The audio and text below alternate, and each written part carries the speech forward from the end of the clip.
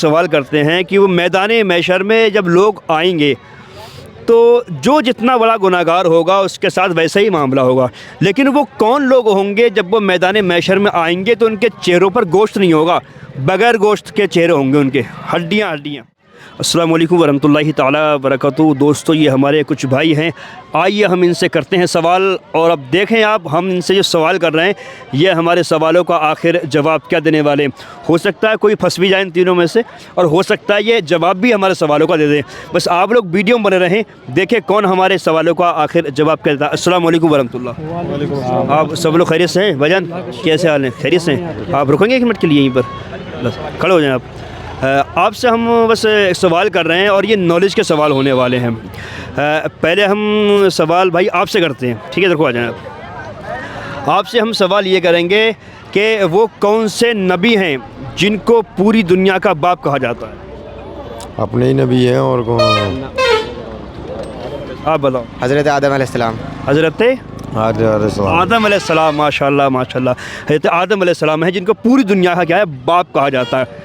اچھا بھائی، آپ سے معلوم کرتے ہیں، آپ یہ بتائیے وہ کون سا ایسا جانور ہے جس کے تعلق سے کتابوں میں آیا ہے اگر جمعرات کے دن اس کو کھانا کھلایا جائے تو گھر میں کبھی غربت نہیں آتی ہے؟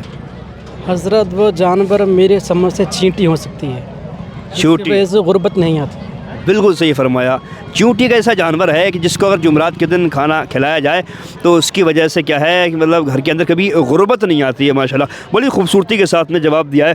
اچھا بھائی، آپ سے معلوم کریں، حضرت سلیمان علیہ السلام اللہ کے جلیل القدر پیغمبر، ہواؤں پر جن کی حکومت تھی، یہاں تک کہ جنات پر بھی ان کی حکومت تھی، تو آپ کو یہ کیا یہ معلوم ہے کہ ان کی بیٹیاں کتنی تھیں؟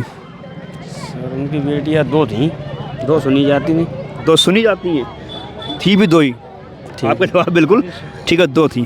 اچھا ایک بھائی پیچھے کھڑے ہوئے ہیں، بھائی جان آپ سے ایک سوال کرتے ہیں کہ وہ میدان محشر میں جب لوگ آئیں گے تو جو جتنا بڑا گناہ گار ہوگا اس کے ساتھ ویسا ہی معاملہ ہوگا، لیکن وہ کون لوگ ہوں گے جب وہ میدان محشر میں آئیں گے تو ان کے چہروں پر گوشت نہیں ہوگا، بغیر گوشت کے چہرے ہوں گے ان کے، ہڈیاں ہڈیاں؟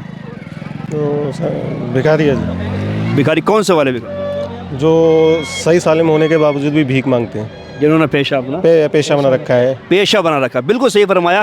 دیکھیے ایک تو بھکاری وہ ہوتا ہے جو بیچارہ بہت زیادہ بزرگ ہو گیا ہے، کام نہیں کر سکتا، گھر میں کوئی کمانے والا نہیں ہے، اب مجبوری ہے کہ اس نے صاحب تھوڑا سا بھیک مانگا، اتنا ہی جائز ہے، مطلب جتنا کیا ہے ایک ٹائم کا بندہ کھانا کھا سکون کے ساتھ میں۔ لیکن کچھ بھکاری وہ ہوتے ہیں جنہوں نے پیشہ بنا رکھا ہے کہ صاحب ہم کام نہیں کریں گے، ہم محنت نہیں کریں گے، صرف بھیک مانگیں گے تبھی اپنا گھر بنائیں گے اور اسی سے کیا ہے اپنی دولت کو آگے بڑھائیں گے۔ تو جو پیشہ ور بھکاری ہوتے ہیں تو وہ لوگ جب میدان محشر میں لوگوں کے سامنے آئیں گے، جب میدان محشر میں ان کو بلایا جائے گا تو ان کے چہرے پر گوشت نہیں ہوگا، ان کا چہرہ صرف ہڈیوں کا ہوگا اور بہت زیادہ بھینکر چہرہ ہوگا۔ تو ایک سوال میں آپ سے سب سے کرنے والا ہوں، جس کو معلوم ہو جواب آتا ہو وہ مجھے اس سوال کا جواب دے دے۔ سوال یہ ہے کہ جب حضرت آدم علیہ السلام کا وصال مبارک ہوا تھا تو ان کا کفن کہاں سے آیا تھا اور کون سا فرشتہ لایا تھا؟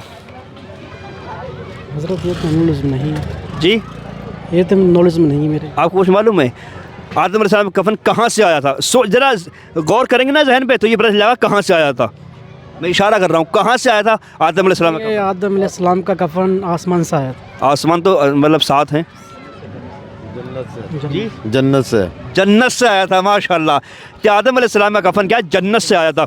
کون سا فرشتہ لایا تھا بھائی؟ کچھ معلوم ہے آپ کو اس بارے میں؟ جی جبریل۔ ہاں، حضرت جبریل۔ حضرت جبریل علیہ السلام کیا ہے حضرت آدم علیہ السلام کا کفن جنت سے لے کر آئے تھے۔ بہت شکریہ بھائی، ٹھیک ہے بھائی، بہت شکریہ جواب دینے کے لیے صاحب، بہت شکریہ بھائی، آپ نے اپنا قیمتی وقت دیا، ٹھیک ہے بھائی، بہت شکریہ۔ جتنا ہو سکے دوستوں ویڈیو کو شیئر کریں تاکہ اس کا فائدہ دوسروں کو بھی حاصل ہو سکے۔ السلام علیکم ورحمۃ اللہ۔